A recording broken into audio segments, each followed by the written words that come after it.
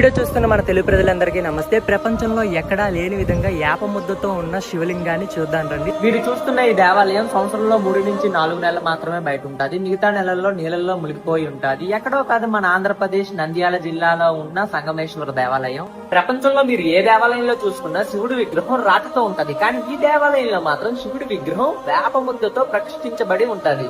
ద్వాపర యుగంలో పంచపాండవులు హరినివాసానికి ఇక్కడికి వచ్చినప్పుడు శ్రీకృష్ణుడు ధర్మరాజుతో ఇక్కడ శివలింగాన్ని ప్రతిష్ఠించమని చెప్తారు. ధర్మరాజు భీముడితో కాశీ వెళ్లి శివలింగాన్ని తీసుకురమ్మని చెప్తారు.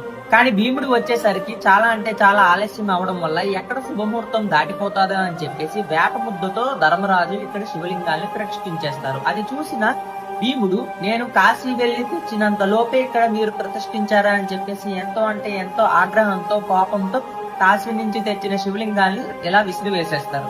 ఎంతో చరిత్ర ఉన్న ఈ సంగమేశ్వర స్వామి దేవాలయం దర్శనం చేసుకున్న తర్వాత చాలా